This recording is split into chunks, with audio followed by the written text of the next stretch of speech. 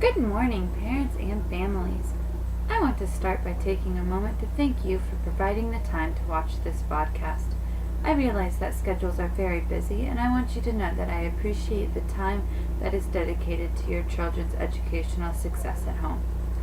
I have created this video to spend a moment to go further in depth and explain what our class has been discussing for social studies, why it is important for young children to have an understanding of these topics, as well as activities that can be done at home to reinforce these lessons.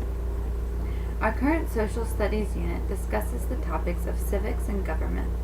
This is the first time this year we have discussed these terms.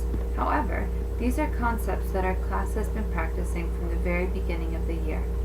These topics that meet our standards and that will be discussed throughout the unit include activities that introduce government and civics to our students.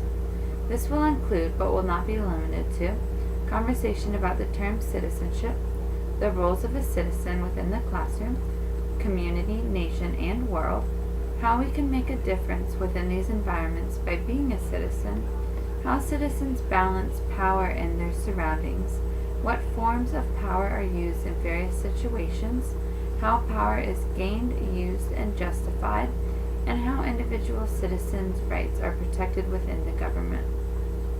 This may sound quite advanced for young students, but in reality, these are all concepts that are being practiced by our children every day. By practicing these skills, they are learning that they are considered to be worthy, valued, and respected, as well as learning how to become an active member of a democratic society that understands others also have needs, concerns, and interests. Throughout this unit, our classroom will focus on how we act as a democracy in a day-to-day setting.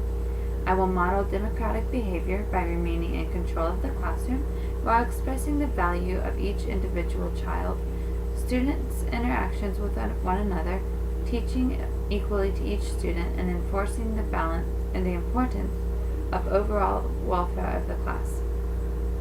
Our classroom will cover both democratic and government principles that include rules, laws, participation, rights, responsibilities, fairness, multiple perspectives, power, authority, individual desires, and the common good, along with ensuring that all students' needs are equally met. During this unit, we will be discussing 8 key concepts that your children will be working on and will have mastered by the end of the unit.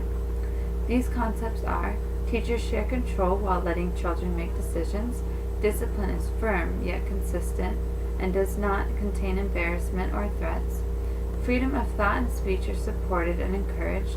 Children will never be overwhelmed by the power of others, and a sense of community will be built. Teachers will model the respect expected from others, and finally, teachers will be respectful and caring when expecting the same behaviors of other students. While these are the underlying concepts that will be taught, children will be engaged in a variety of activities that stimulate further curiosity into government and society. These are concepts that are included in our everyday life, and we are now putting a name with our behaviors. For example, showing respect for others by giving students the time and space to process a difficult situation. Another example is allowing a child to decide when he or she is ready to receive help and when they are able to accomplish a task on their own. Furthermore, an example can be found when students need redirection. By handling this redirection properly, we are allowing the students to discuss the problem together while still remaining in a firm and confident position that results in a mutual understanding and a positive outcome for the better of the entire class. There are many daily activities that can be implemented at home to reinforce what we are learning in class.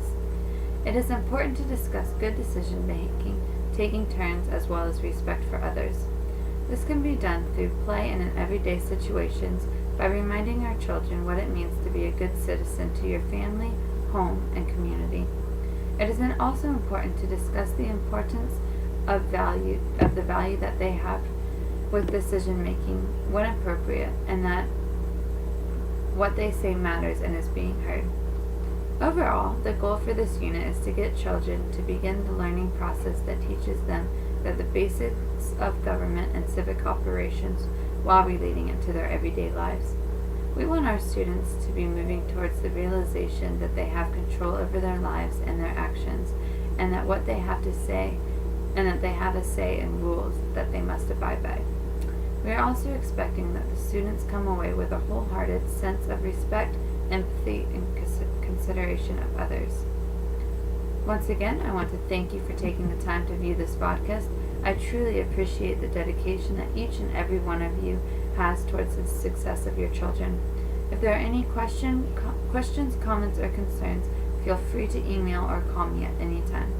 I hope that you all have a wonderful day and enjoy the weekend.